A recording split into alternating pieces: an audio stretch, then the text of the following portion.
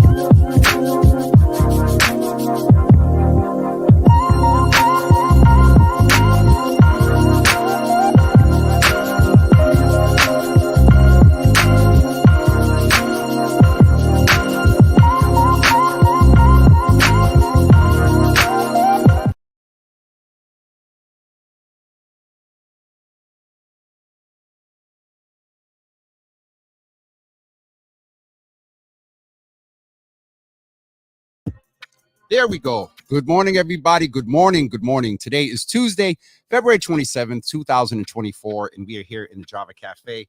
And something in the headphones. There we go. I think that's a little bit better.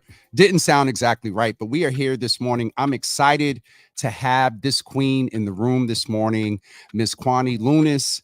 And we are going to have a great conversation about her journey, being a Black woman journalist, coming to the city of Boston, and we're going to ask her a few questions. And so without further ado, because I want to take the most advantage of her time, do me a favor and hit share. You looking so wonderful this morning. How you doing? Good. Good morning.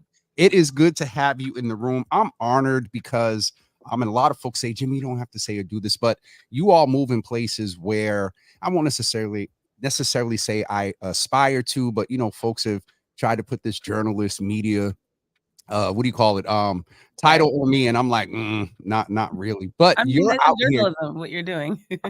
You're not going to do me this morning. And so I just want to welcome you, ask you to greet the folks, and we're going to jump right in and hear about your journey and how you arrived in this place and some of your experiences as a Black woman in the industry. So please go ahead and greet the folks. You all say good morning to Kwani. Good morning, everyone. And I was joking with my producers earlier in the newsroom. He was like, well, you should just tell the host now it's Coffee with Kwani. So you might have some competition coming. Coffee with a K, of course.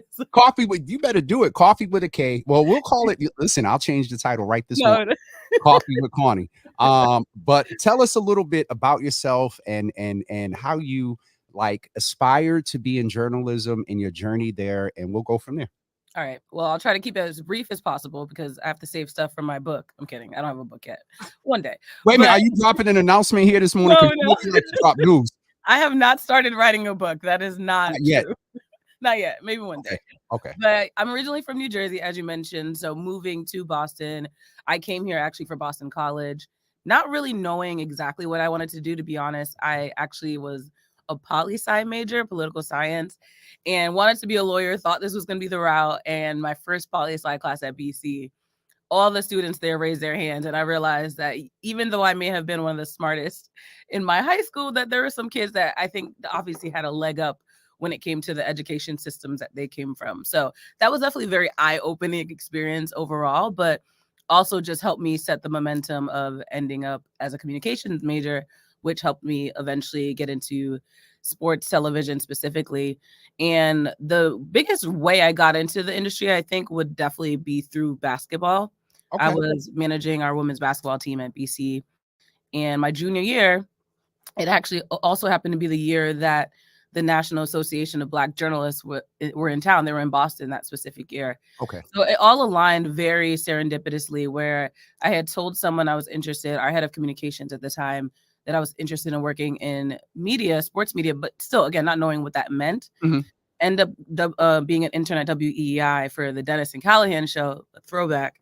And then at the same time, I ended up going to this conference and meet the likes of Jamel Hill and Carrie Champion and all these other heavyweights when you think about sports media. So that was definitely the moment when I realized, like, oh, this is something that you can actually do.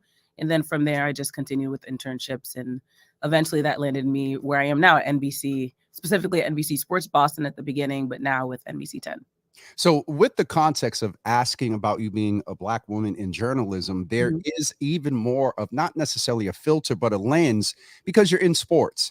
True. And it is, I won't say new because for me, my memory maybe goes back about 10, 15 years when you start seeing women, on the sidelines. There was Mhm. this whole controversy about, locker room and stuff like that. And so, Yeah. with that layer, what has it been like for you in the sports space being a Black Mhm. woman in media?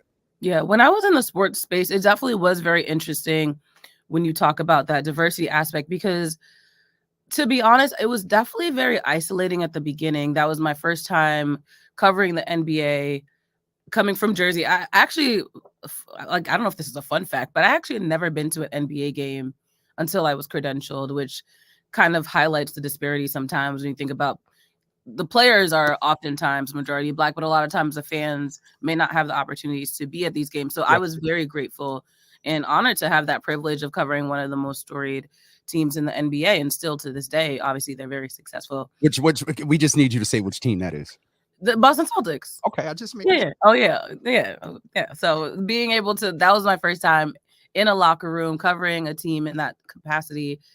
There weren't Black women on the beat at all. So I went in not fresh out of college, but like about a year out of college, almost a year, like a half of a year, and just didn't really have someone to really lean on when it came to, Yeah. the experience that looks like me. Yep. And I do have to shout out A. Blakely and Gary Washburn, also members of the National Association of Black Journalists and the local chapter as well. And they were really good mentors at the beginning as well. But at this, again, there's still this level of, as Black men, their experience is completely different as mine would be as a young Black woman. Because I think being younger I thought I had a chip on my shoulder for that as well, because I never wanted people to question why I was there. I Yep. knew that experience was a thing too. And like everyone on the Celtics beat, for the most part, has been on that beat for, a good amount, at least 5 to 7 years at that point. So you come in with a huge imposter syndrome because you have no one that looks like you. You don't have enough experience yet, but I'm grateful again that I didn't give up on that journey because I learned a lot about obviously the sport and covering the game itself, but a lot about who I am. And eventually over the years, I became more comfortable in just being authentically me, which I think whenever you are on a beat specifically, you have to be authentic to who you are, because that's how you, like you said, get those different perspectives, get those different stories, and honestly gain the trust of the people that you're covering just by being, again, authentically you.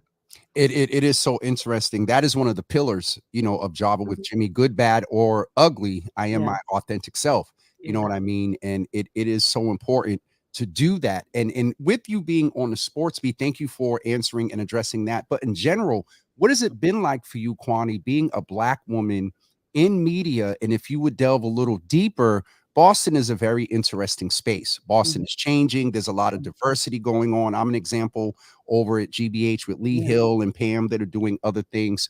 What has your experience been like in general? And then moving in this space, and if I understand right, most of your career has been here. So Yeah, you it have a good I have. point of reference. What has that experience been like, Kwani, as a Black woman? Well, it's interesting you ask because I will never forget the moment I decided I was going to Boston College. One of my uncles, the first thing he said to me was, "I heard Boston's racist, so be careful." And mind you, before BC, I hadn't really known that much about Boston. My family and I had visited maybe a few times when I was younger, but my point of reference as to the actual culture of the city, there was none. So being on campus, I know, was definitely not the true experience of living in Boston, Mhm. because we have our own little Chestnut Hill bubble, which, BC kids, I realized I didn't get into the city until I graduated. Like, oh wait, I don't know where anything is in Boston. But my experience on campus was obviously, again, very different, predominantly white institution, but not gonna lie, I'm grateful because that kind of prepared me for the realities of not only corporate America, but if we're being honest, Boston itself. And it is a very much, it at least portrays as a majority white city, whether or not the numbers are true.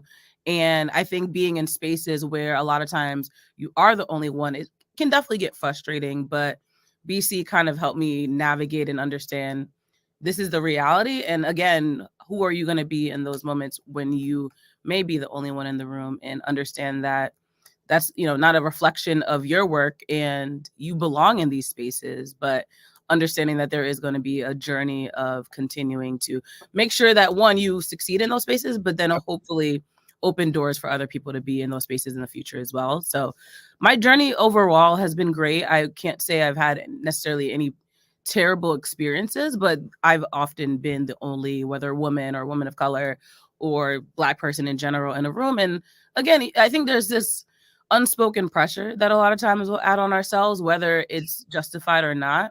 And knowing that you're in this space, you have to show up 1,000 times better, again, because God forbid you are the reason why another Black person is not able to be in the room because you made a mistake that was so detrimental. But I try not to think of it that way, but that's the reality. I mean, it is a reality, and thank you for being real and your authenticity, Mhm. even in this space. But it is something that I had a young lady on yesterday, Miriam, that Mhm. writes over at BU, and I'm listening to you and listening to her, and there's a lot of similarities with your experiences being a Black woman moving in this industry. You talk about authenticity, and as a Black woman, you have points of reference to tell stories. Mhm. Kwani, how important is it that we tell our stories through the lens of our life experience? I say this with sensitivity. Legacy and major media, oftentimes, for whatever reasons, time, segment, whatever, they Mhm. can't unravel a story in our community the way that I would presume, I say we Yeah. think it should be, from survivors of homicide to the graduation and the young Black man getting into BC, though his dad passed and mom is dealing with cancer. Like, And so why we scream at graduation even though they say hold the applause. you better call that out. So how important is it that we curate, control, Yeah. and navigate the space to where our stories are told in a manner that doesn't perpetuate a lot of the stereotypes that some legacy mainstream media outlets perpetuate about us? Yeah, I was actually on a panel last week actually, and every year we have some students from Minds Matter come in, and they get to tour our studios and work on projects when it comes to figuring out the landscape of media, which I think is very insightful, not only for us but for them to learn the industry and know how innovative they are and what they bring to the table for what we do. But one thing that someone else on the panel mentioned was very important in our industry, which I think is lost a lot of times, is empathy. And obviously, being a Black person, a lot of the stories that I cover that deal with other Black people, I have a similar experience, right? And so I think what's lost in general is that people that don't look like the people that they're covering lose that empathy and don't understand why a story may be important or why we should be highlighting a specific community at a specific time. So again, I think empathy is important whether you're a white journalist or a Black journalist, but I think there is a level of empathy that I approach stories with because I just instinctually understand them better. That's not to say I don't approach white stories with empathy as well, but I think, again, from my opinion, what we've seen in the past is a lot of times there are outlets and media entities that don't see people of color as worthy of covering the positive sides, or only want to highlight the negative points to the point where it becomes a stereotype of, well, there's always shootings in the Black community. And I was like, no, that's not necessarily true. There are also shootings in white communities. We just might not be highlighting them as well. So I think, one, the empathy, again, very important, but also making sure that there's a balanced approach whenever we're covering anyone from any background, because that's what true journalism should be. I appreciate that, and the nuggets that came from that last answer as well. There is, as I mentioned before, there is a design to control certain types of narratives about us. I Yeah. wanted to ask you another question in reference to Boston is changing. Most of your professional career has been here in Boston. And when it comes to changing the narrative, you had reference to your uncle Yeah. that, Boston is racist. What, coming Yeah. from Jersey into Boston from that time until now, can you Mm. give us some commentary in reference to what you see changing in Boston and how the media is playing a role in that? Because there's some good, Yeah. and Yeah. then where there are significant progressive changes, some Yeah. things are interesting when they're covered, and I'll just leave that like that. No, I understand. So I can mainly speak from my experience outside of college again. So that year right out of school was definitely eye-opening for me in the sense of, one, I'm figuring out my career as a young professional. My hours are crazy. I'm working 3 p.m. to till, honestly, it was till midnight, but Still, it could be till. We had a Red Sox game go until about like 3 a.m. one day morning. So again, with sports, it was definitely a weird schedule. So the first year was definitely hard for me socially in general because I already didn't have the most ideal schedule for having a social life. okay. And so when I started to get out into Boston, I remember distinctly, and it actually Farah, the woman that started Lightwork Events, Yep. there was this huge group chat, and it was called like Boston Young Black Professionals or something like that. And that was my first way of being able to find friends that were outside of college, because all the kids that I went to BC with, most of them left. Everybody went to New York, LA, like nobody really stayed in Boston for the most part. So I'm at this point trying to make my own professional, young Mhm. professional friends here in the city. So that group chat was definitely very important and vital for me to just even again have a social life. And then from there, the breakout chats would be created, and then eventually you're hanging out with these people on a regular basis. So that's how I got my foundation when it comes to like a social life as an individual. But I think the city itself, that it was still hard to find physical locations where you knew you'd see other young professionals of color. Daryl's, which recently just shut down, was probably one of the few. Slades were like, when I was at BC, those were the two places people told me to go Yeah, to. My basically. family Yeah, would yeah, visit. yeah. Exactly. So those were the only points of reference that I had. And granted, I know that there were other spaces now, but again, when you're new to a city, you're going to be told like the two places that Mhm. they'll recommend to tourists. So fast forward, it's 2024, and now there are a ton of venues on a regular basis where I know I'll be able to see people of color and just, have that community. And I think a lot of times, you know, sometimes white people be like, well, why does it always have to be about race? Why do you always talk about, being at young Black professional events? And that for me, it is vital because again, if I am the only person in the room on a regular basis, you get isolated, and there are times where you just need that community. And so the fact that Boston has evolved into a city where I can find that community, I'm grateful for it. And to your point about coverage, I will brag on NBC. I know we're one of the most diverse newsrooms in Boston. Yeah. And people think of television, they think only the people that they see on air. You see, we have Tevin Wu and Latoya Edwards, Yep. like so many people. I could list Malcolm Johnson, all of the people that are on air, but behind the scenes is something that's very important in media as well. When you think about newsrooms and the directorial, the decisions that are made behind the scenes, that's very important when it comes to the way, one, the community perceives your specific station, but also the way that you're actually giving and delivering news. So the fact that we do have diversity behind the camera, I think, is important. And again, I'll brag. I think we do a really good job at making sure that we are in communities and at least trying to reverse the damage that has been done in the past, because no one's perfect. I think everyone understands that. But again, I also think NBC has been doing a really good job. And we have Telemundo as well. So of Yep. course they're in Hispanic, Latino communities as well, which gives us a really big basis when it comes to the way we cover the New England region.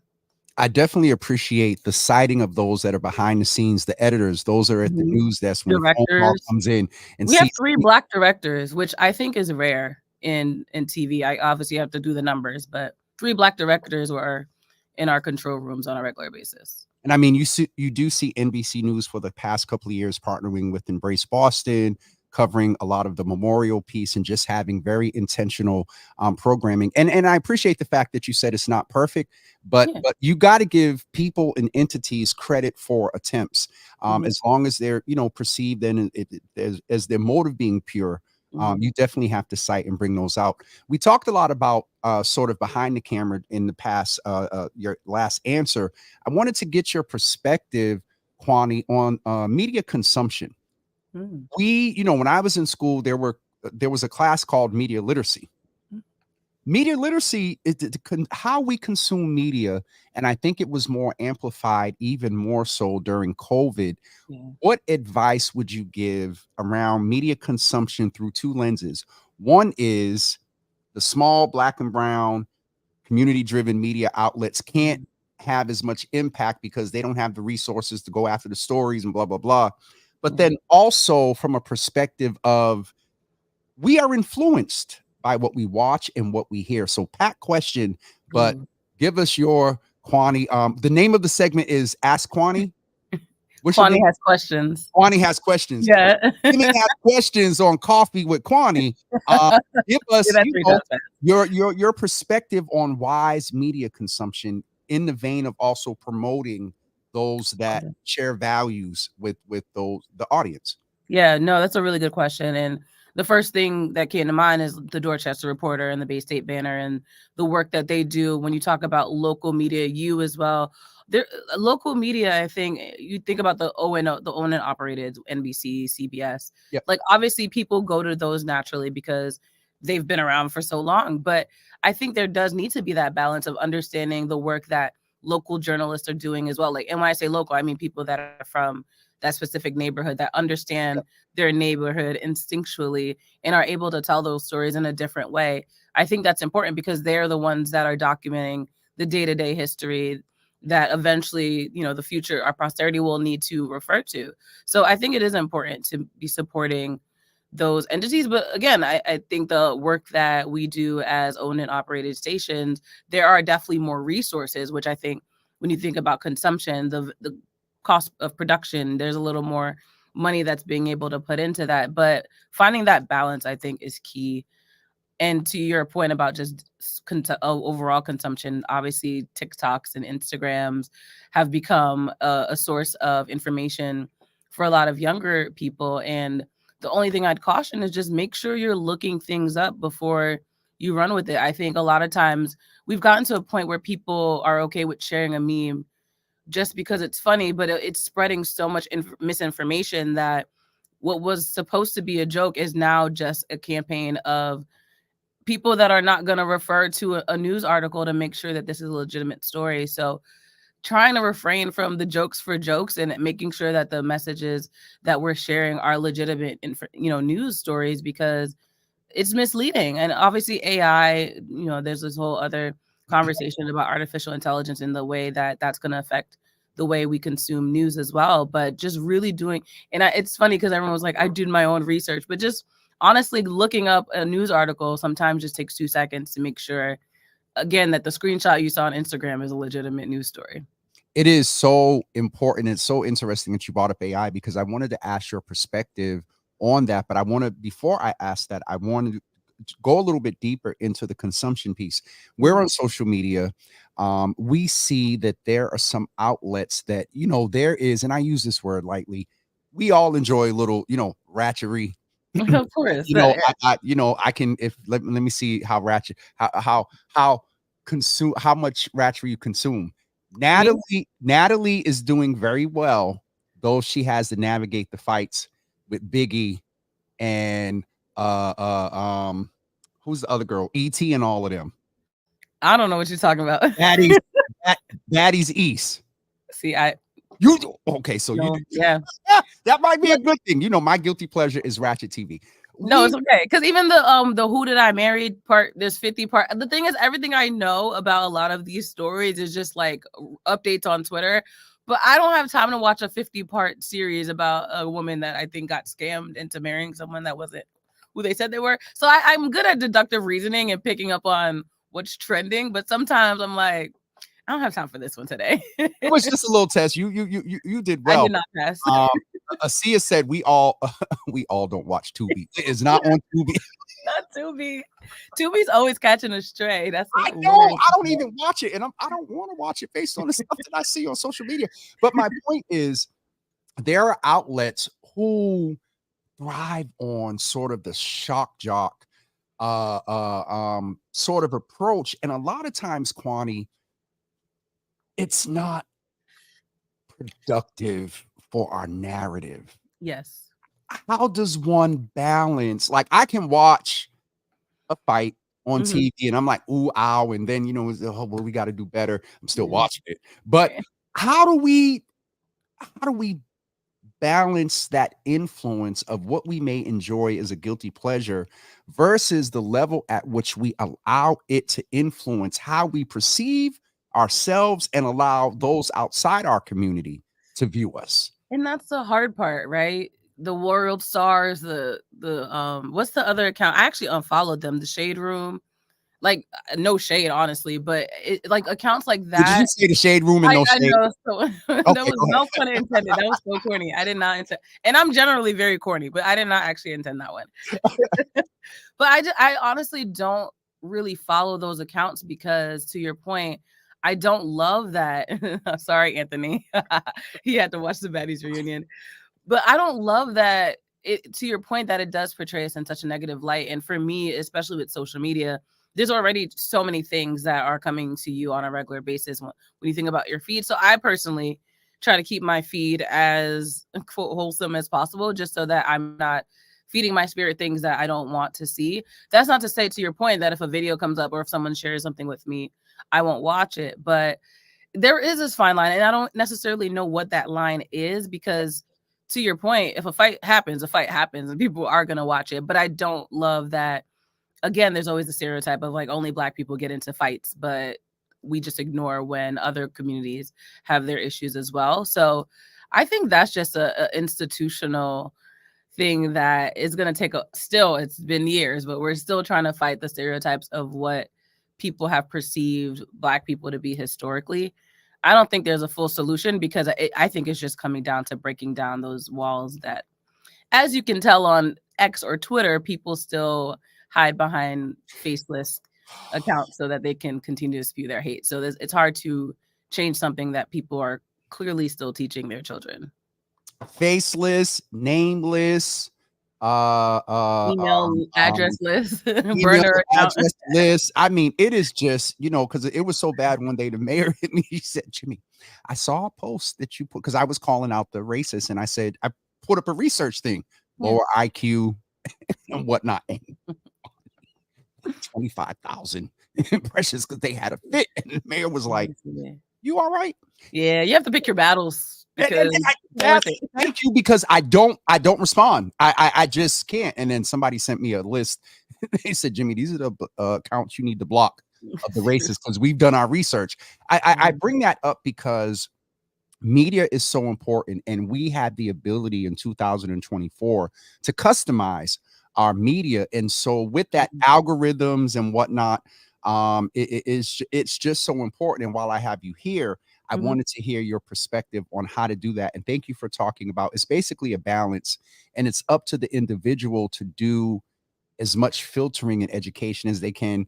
Some of the ratchet stuff. And I'm mad because we got a whole mother's board in here. Oh, and this nice. is one of the mothers, and she's going to talk about Shay Shay.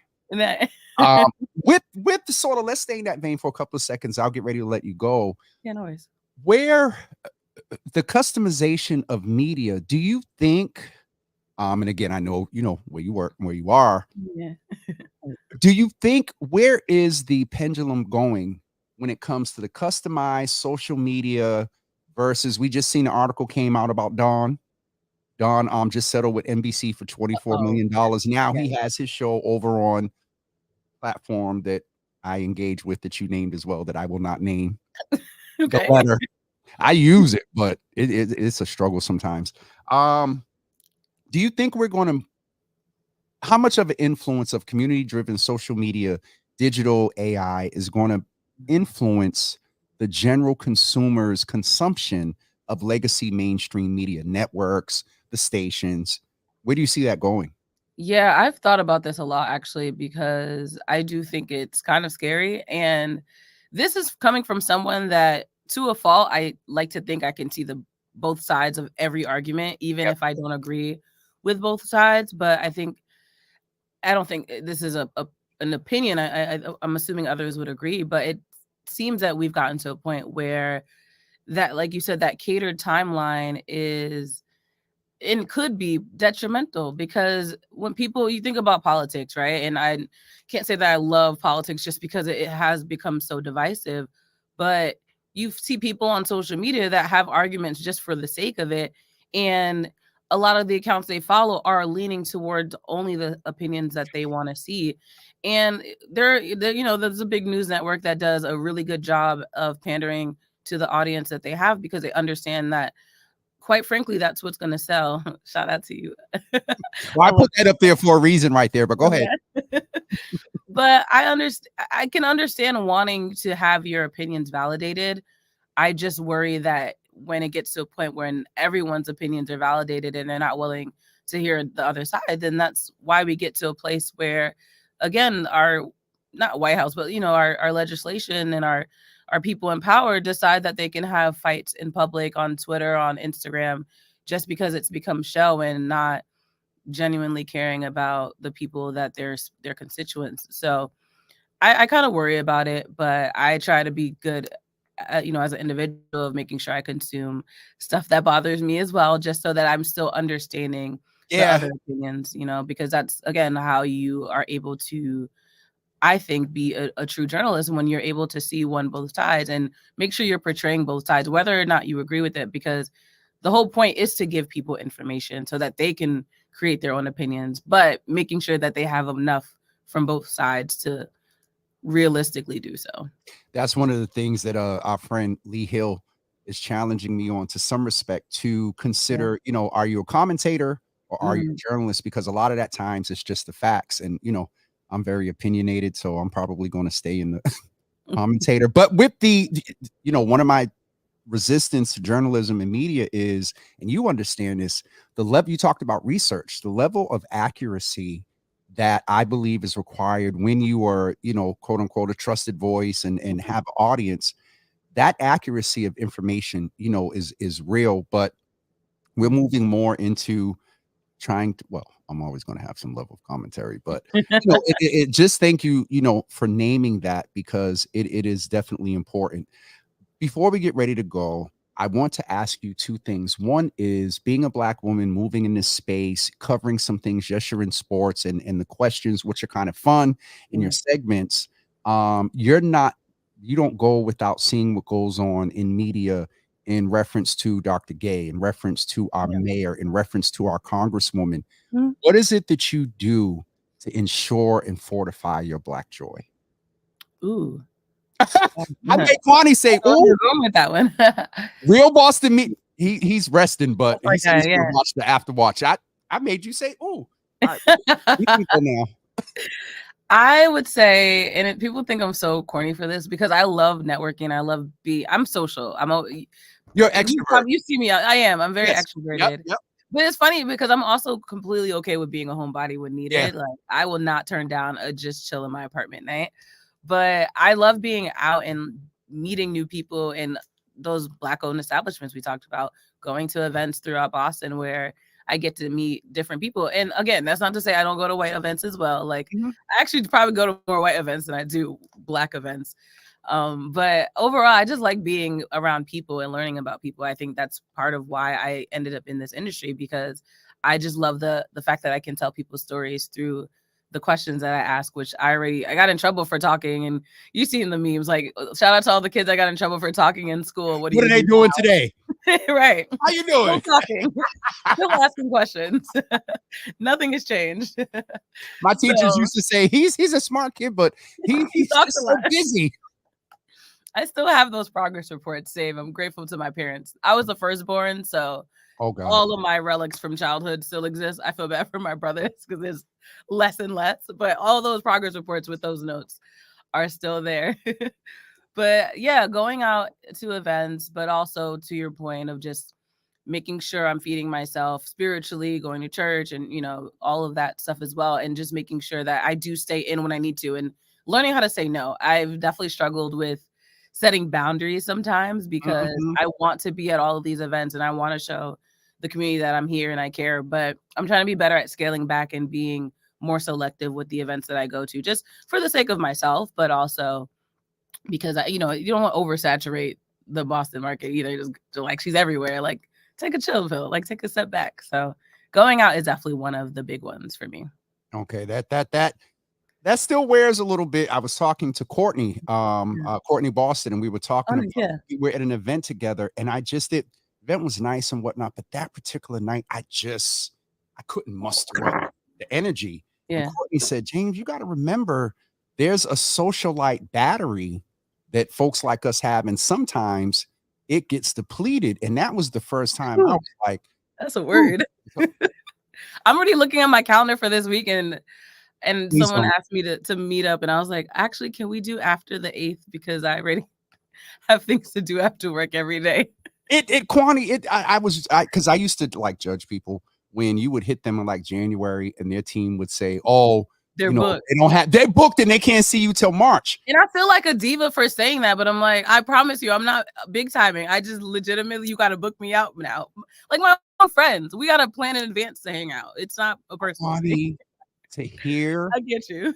Somebody to hear somebody else, it's with some family and whatnot. I'm like, yeah. And one day I had the nerve to say, I said, well, if it's going to be over an hour, can you hit Anissa? My adopted sister said, I'm not hitting nobody. Look, I don't blame you. No. I need a secretary to somebody. So anyone out there.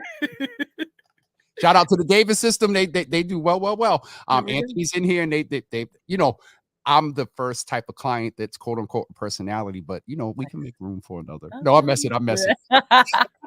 But no, in all seriousness, I really appreciate you coming and being real with us, dropping some nuggets about media consumption. And then also, you talked about being a socialite as your, fortifying your Black joy. Last question is, because it's a little bit different. So, wait, quickly. Marianne asked where I worship. I do believe Boston. Shout out to my friend, Pastor Matt. That's Pastor Marianne. I gave her that title coming in. 4 years ago, she was like, I'm not a pastor. I said, you pastor. She's Haitian too, Turin? Maybe.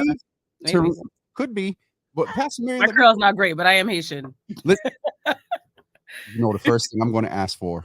What? My best Haitian food? I need some black rice. I got you. I'm not making it, but I'll find some for you. Pickles and plantains. I don't need no griot. You need some grill on a plate. No, pickles, black rice, and plantains will bless your life. I don't need. Listen, all right, sorry. Let's stay focused. Anyway, your final question. Sorry. My final question is self-care, because there is a difference between Black joy, which can contribute to self-care. What do you do around your self-care? And Pastor Marianne said that Tareen came through. Okay, girl. I say, Pastor Marianne. That's amazing. Joy, you said self-care, so definitely working out. We were talking about this earlier. Yeah, because you I looked on Instagram yesterday. I said, where's Kwani going? She looked different. Yes, so COVID, I still do, but I was living by myself, eating everything, all the snacks, making all whatever. So definitely needed to get back into a routine, which I have over the last, I would say, like about a year now. I've been consistent. Like in college, I was a gym rat. I was always working out. And then after school, people don't prepare you for adulting. So that was definitely the hardest part of like getting back into that routine. And again, it took 3.5 years before I really feel like I have a routine again. So anyone that's discouraged right now, if you've been struggling, it just takes the first time going to the gym and like getting back into a routine and something that you enjoy. And so for me, I started with solid core, and I really enjoyed like the Pilates aspect of it, but also because it was a group workout. So that's how I got back into, like all these other girls that are in the neighborhood, and we, we're working out on a regular basis. And so I think you have to find what works for you. And for me, I found like the group workouts and kind of being held accountable just by other people being in the room. I'm competitive by nature. So if I see somebody else in there, then I think that kind of motivates me as well. Exactly. So I think that's been one of the biggest one. I'm trying to be better at journaling. And like I mentioned, prayer and worship is very important as well. But just finding that overall balance has been good for me, staying grounded and, talking to my family and all my friends, the group chats with friends that kind of feed you as well, I think is very important. It definitely is. And working out brings so many benefits physically. And like I said, I looked yesterday, mentally, absolutely as well. But I looked yesterday and I was like, where Kwani going? I wanted to Kwani too, because I didn't even notice that. Like after a time, it changed. Yeah, your body evolved. Okay, it helps. I need to do a little something because summer's coming. Melanie Morris TV on Instagram says, when I grow up, I want to be like Kwani. Oh my gosh, thank you, Melanie. That's beautiful. You're better than me though. You done made it good in with the mother's board, but there's Pastor Marianne who's a member, and Sharon Cornelius wants to let you know that she's a member. and she's Oh, at the that's early, 7:30. Sharon. Miss Sharon. Nah. I do 10 a.m. I was going to say, what service you do? 12 10. I try to do 10. and 12 was 12 a is a little too late. Oh, Well, really? it's not too late. It's funny because like when I want to sleep in, it does make sense, but I'm trying to hold myself accountable and go to the Be 10 there at a.m. 10 o'clock. Yeah. All right, I'll make Not sure. gonna lie, I may not be late sometimes, but I make it. I'll make sure I mention to my good friend and brother that Sister Kwani is a member over at the ministry. Let them Kwani, know. I appreciate you. Please give my love to Latoya. I will. Folks She's like in here you. now. I'll find her.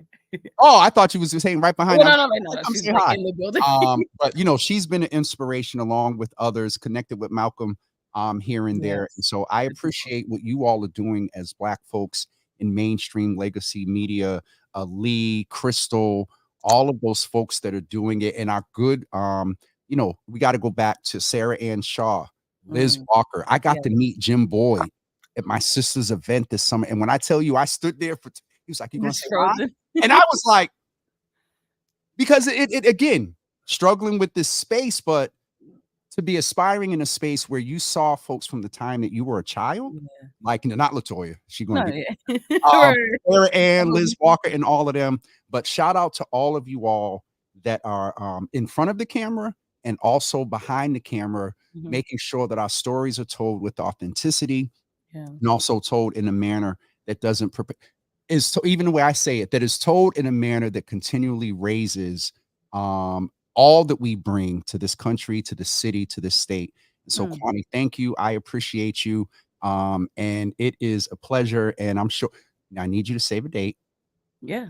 March 23rd. March 23rd. The 4-year anniversary day party. Ooh, let's see. My schedule is clear as media pan. There's something on there. We'll figure it out.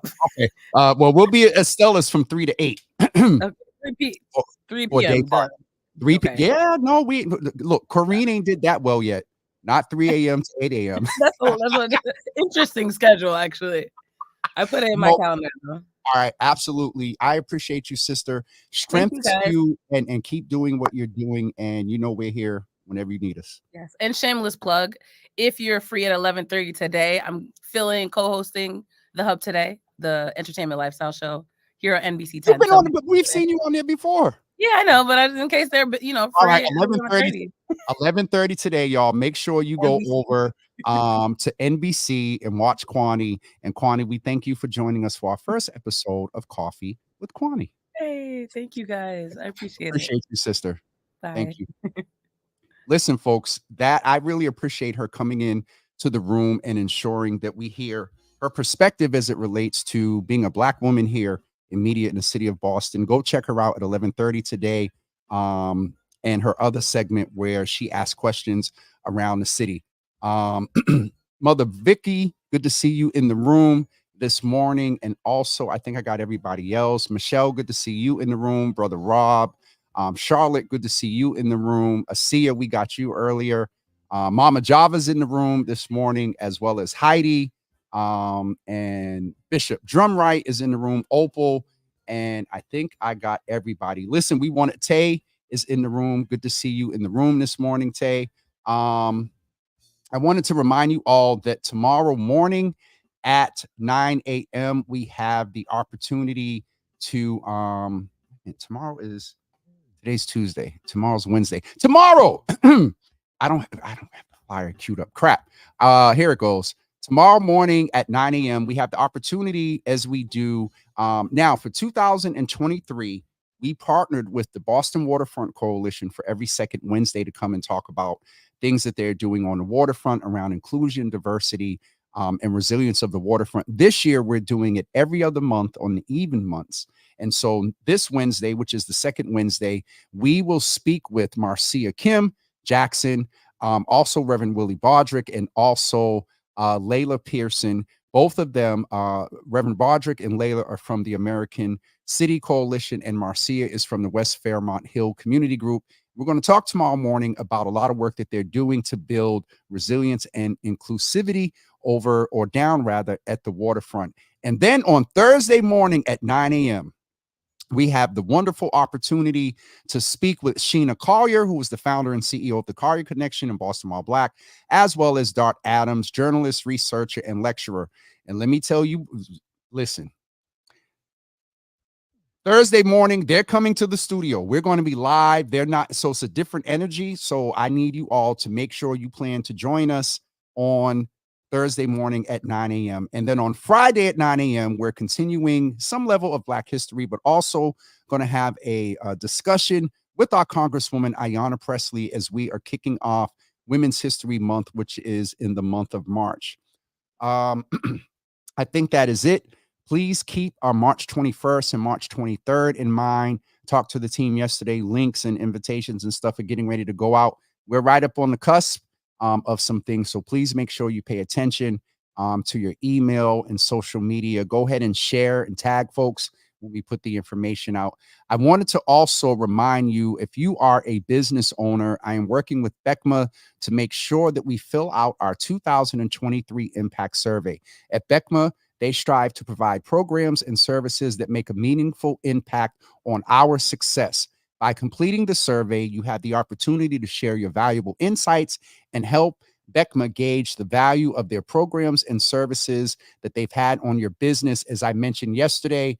And I put the link in the comments, and I will put it back there again today. We need you to go fill out that survey. And so I'm going to make sure that we put that in the comments today to please go to that bit.ly link and fill that out if you are a Black owned business in the city of Boston. In Massachusetts. It's the Black Economic Council of Massachusetts, not of Boston. So please go and fill that out. Lasagna, good to see you in the room this morning.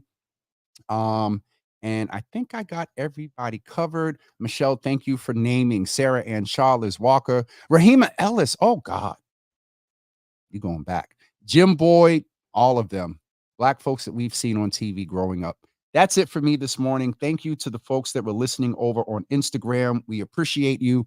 And we will be back here again tomorrow morning at 9 a.m. with the Boston Waterfront Coalition. Please plan to join us to hear about what's coming up. Boston Waterfront Week is coming up in June. So you'll stay tuned to hear some information about that. Again, I think that's it for me this morning. Today's Tuesday. I got everything covered. And we'll see y'all tomorrow morning at 9 a.m. with the Boston Waterfront Coalition. Have a great day, everybody, and we'll talk to you soon. Peace.